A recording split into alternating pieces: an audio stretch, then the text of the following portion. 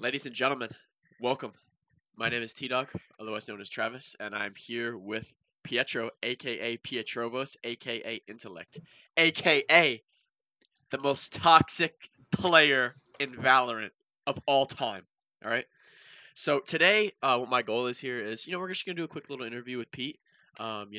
Get to know him a little bit, get to know his history, get to know why he's known as the most toxic player, stuff like that. A lot of people don't really know him that well. I actually used to play on a team with him, and I want to get a story out there a little bit. You know what I mean? Is he a toxic piece of shit? Absolutely. But you can't judge a book by its cover, right? All right.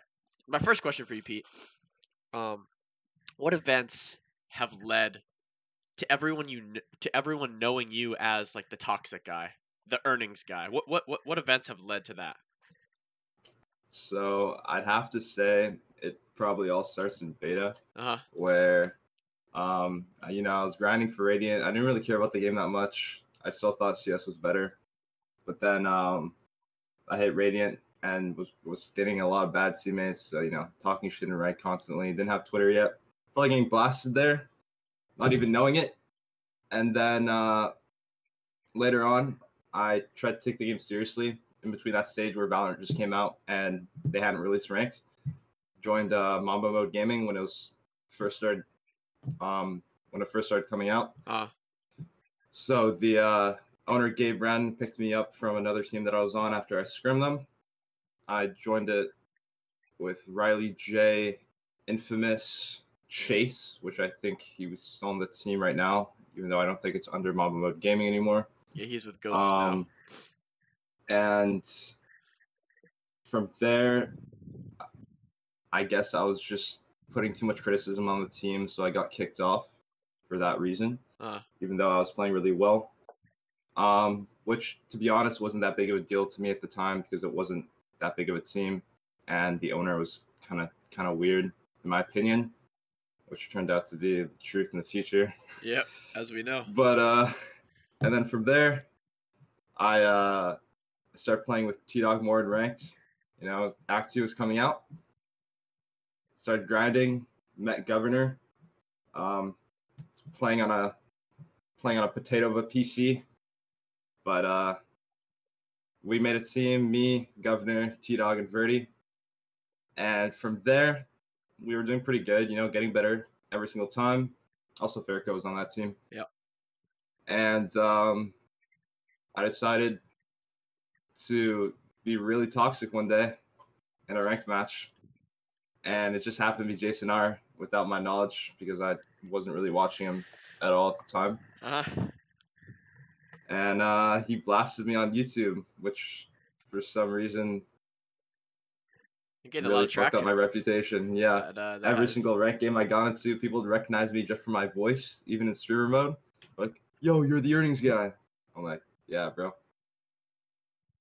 Yeah. But ever since then, kind of had that reputation, been toxic in ranked. I really don't enjoy losing when I'm doing really well. I think it sucks. And in ranked, I think I do pretty well most of the time. So when you put those two things together and the ranking system in today's meta, it's really, really bad. From there, it's just been kind of little things happening here and there. But the biggest one was probably the Jason Art incident. Definitely. And from there, I got removed from my team respectfully. I respected that decision, maybe not at the time, but I do today. And from there, I joined a smaller team called Rated Gaming. Moved on from there to Pyronic. Also thought they were, I don't know, not at my skill level, but I think joining a lower tier team in comparison to my own skill level is kind of part of me being toxic at the same time, because teams are picking me up knowing that there's a possibility that I might stir up a bad reputation for them, even though I'm a very skilled player. So obviously that makes it so that I can't join, the top tier teams, right, even if I was good enough to do so. Right.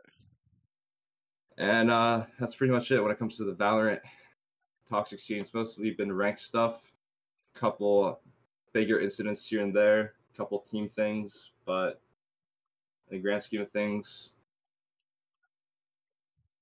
doesn't seem that big of a deal until you look at my daily toxicity and ranked. Exactly. Okay.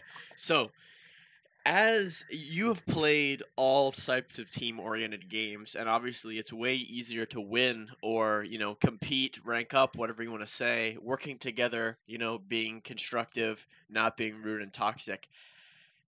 Since you have been toxic, we don't know for how long that you've been like this. What have you accomplished gaming competitively? Have there been any highs, anything that you would want to share to everybody? So I've been toxic for a long time, and ever since I was a kid, it probably stemmed up in different ways depending on my age. But so I first started playing CS:GO, CSS actually, Counter Strike Source, when I was very very young at 7 years old. Uh, I wasn't that toxic at the time because I didn't take games seriously. I obviously wasn't too good at them yet because I was at such a young age. Then CS:GO came out, and maybe a year later, I hit global elite, the highest rank in the game, which at the time was a big deal because those external third-party matchmaking systems weren't out yet, like ESCA or Face It. So it was the highest rank in the game, and I was 11 years old yeah, it's pretty impressive, at the honestly. time, dropping probably 30 to 40 kills every single game, which obviously gained some traction in that community, in that high level community. And I got invited to a premier team at the time with a whole contract and everything, which unfortunately I was not able to get on because of just the rigid schedule. You know, how competitive gaming goes. It is a lot of work, and I was at a very young age, Definitely. meaning that I'd have to devote a lot of time. And at the time, I only had a computer at my father's house. Couldn't really be there 24/7, which was necessary to be on that team based on their schedule. Right. So unfortunately, I had to decline that, and from there, I just played basically casually, well, casually competitively, like nothing with prize money or anything, but I just tried to be the best player in ranked basically, and go up from there. Played a lot of different games after CS:GO as well, such as Overwatch, hit top 500 in that. Played Rocket League, hit the highest rank in that as well.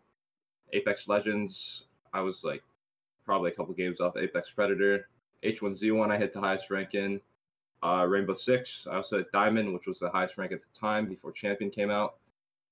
And I pretty much just switched games every single time I was getting close to that high level, the highest level of the game. Right. And I'm not too sure why I did that, to be honest. But I think it is in part because of how toxic I was in ranked, which when you are being toxic and ranked at the highest level in matchmaking, people are going to start talking about it, start talking about you.